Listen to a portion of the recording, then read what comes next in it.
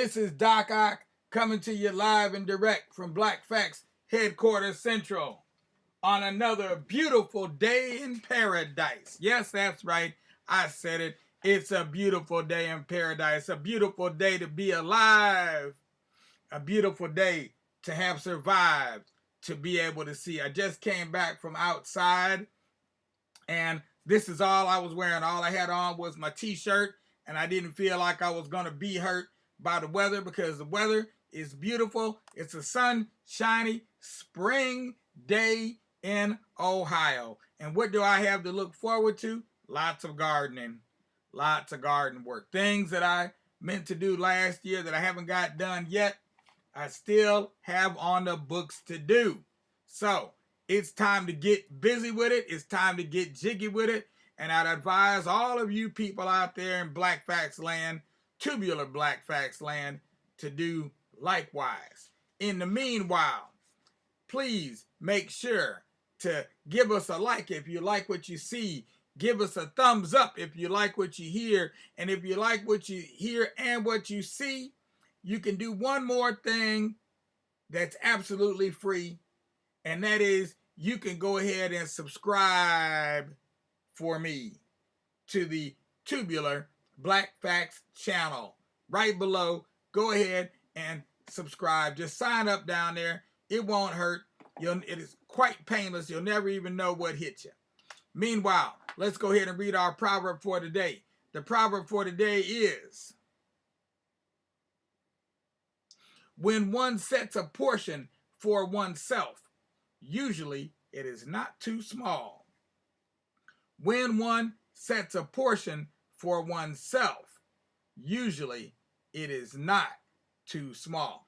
And in my case, it's a lot of times it's actually too large because my eyes are larger than my stomach. Or as some folks say, my eyes are bigger than my stomach. And let's just see, yes. And that is another proverb from the land of Ethiopia. Ethiopia forever and forever. Now, where'd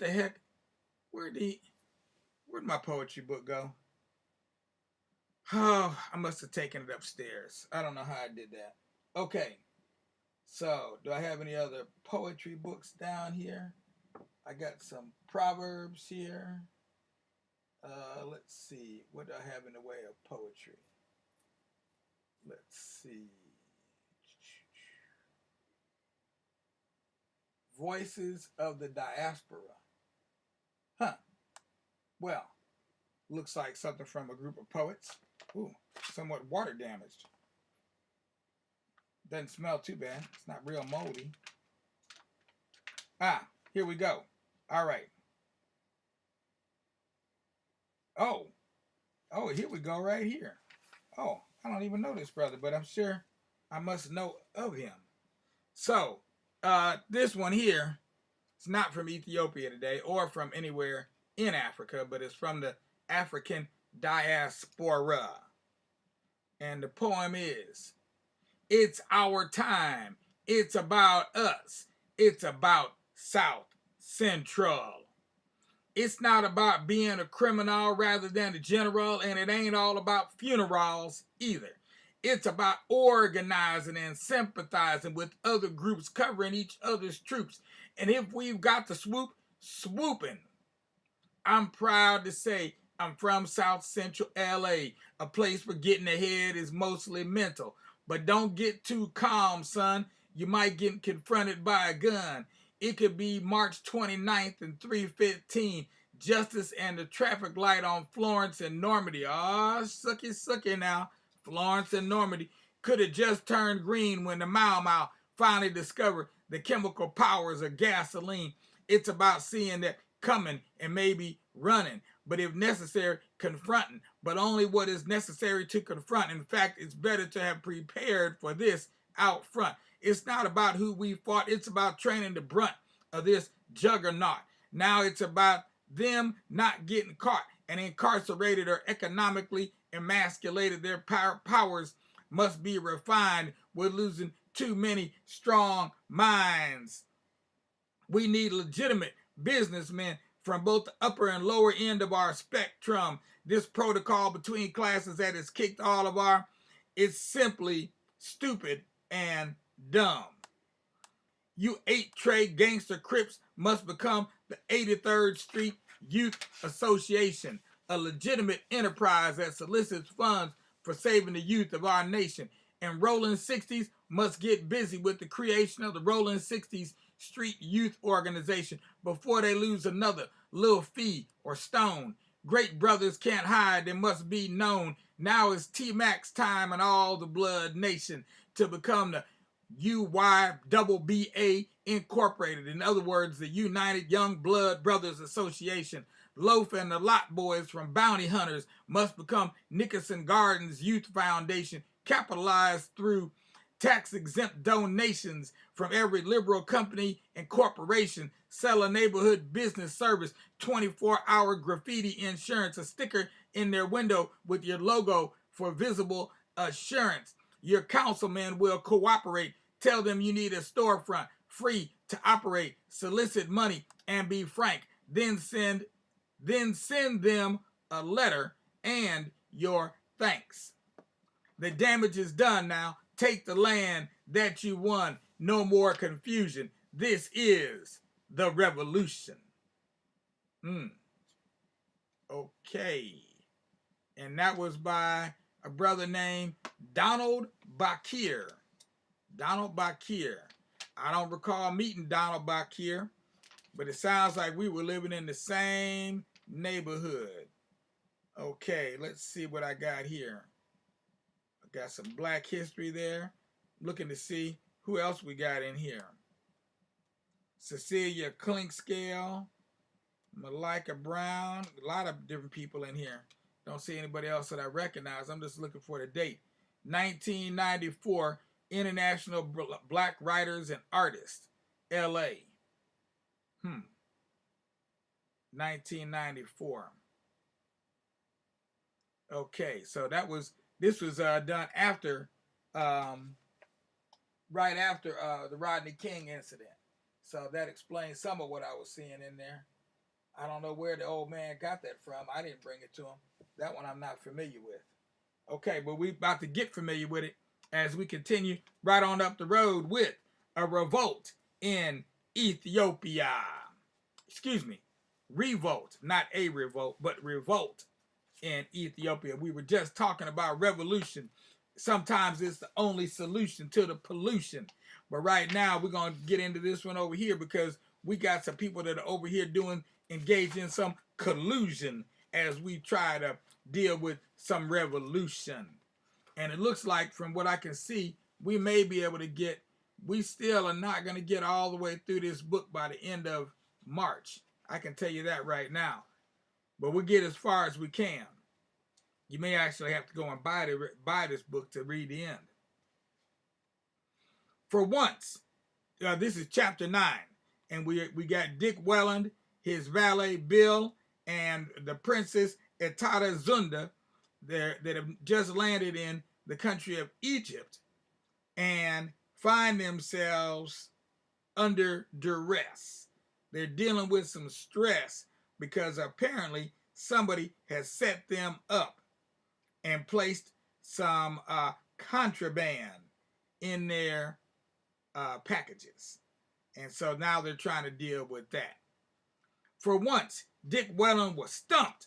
He opened his mouth and closed it, then looked as if for succor, first at the 2 customs officials and then at the princess and Bill. Them rascals planted that stuff, blurted the valet. They must have done it when I went down to my cabin to get my bag. I knew they were up to something when they didn't come down to dinner, said the princess. Ras Gusa has never missed a meal in his whole life, except when he had some devilment afoot. The customs officials were busy ripping the lining of the other bags. From each one, a few of the little white packages tumbled out on the floor. Quite a clever idea, my friends, mocked the Egyptian official, and you almost took us in. Now, wait a minute, said Dick, finding his voice at last. You've got us all wrong. We didn't spend 200 pounds to charter a plane to take us down into the Sudan just in order to bring in a few packages of narcotics. That'd be utterly silly. We didn't even know that stuff was in our baggage until you found it. Why should I smuggle narcotics? I am a rich man. My papers will show you who I am. I do not have to engage in smuggling to earn my living. This lady is a niece of the Emperor of Ethiopia. This man is my valet. Do you think people like us would engage in petty smuggling? That heroin is probably not worth more than 25 or 30 pounds. Why should we jeopardize our whole plans just to bring along that stuff? The Egyptian listened indulgently, and then he put him in a slammer. I don't know. Let's see what happens. His head, surmounted by a red fez, turned parrot red like on one side. Turned parrot-like on one side. A twisted smile on his plump brown face. It is unfortunate, Mr. Veland, he said, and you have a most ingenious explanation, which I personally am disposed to believe, but under the circumstances, we shall have to detain your party. So sorry. In other words, they're putting him in a slammer. But how long, man? We've got to be on our way. Every minute counts more than you know. Delay may prove tragic. We have powerful enemies anxious to prevent us from proceeding. We cannot permit anyone to pass through the customs who brings narcotics into the country, the Egyptian replied, twirling his little spiked mustaches. How long it will be before you may proceed, or whether you will be permitted to proceed at all, is a matter which is up to my superiors. If they believe your extremely interesting, and I might say incredible story, you may be able to go this afternoon. Come now, I will show you to your quarters. Princess Atara came close to Dick and whispered, what about the American consul? He can help if he will. Dick nodded his head vigorously. It was a good idea. He'd always been treated considerately by the American consuls, even though he was black. See here, he said, as they were being led along a corridor, I must get in touch with the American consul on the telephone, may I? The Egyptian pondered the matter for a moment, twirling his little mustaches and regarding Dick through half-closed eyelids. Very well. You may... I can see nothing wrong with that. Yusuf, calling to his assistant who had brought the message that detained the party, get the American consulate and let Mr. Veland talk to them, please. Dick was led into a spacious office. He noted that the windows were barred with decorative wrought iron. Wasn't your regular stuff. The dark man picked up the French telephone on the desk and called a number. In a couple of moments, he called Dick to the instrument. Hello, he called. Is this the American consulate? A sleepy voice replied in strongly accented English. Yes, this is the American consulate. What you want, eh? I'm an American citizen, Richard Welland. I must see someone in authority there immediately. It is very important. I've chartered a plane to take me down into the Sudan, and now I'm being detained by the Egyptian customs officials. Will you tell someone in authority, the consul or the vice consul, to come down immediately? It is impossible. They are all asleep. It is after the midnight after all. I don't care what time it is. This is very important. I must talk with someone in authority immediately. Understand? I will see, sir. During the long, seemingly endless wait, Dick drummed his fingers incessantly and fumed within. All his plans were going awry.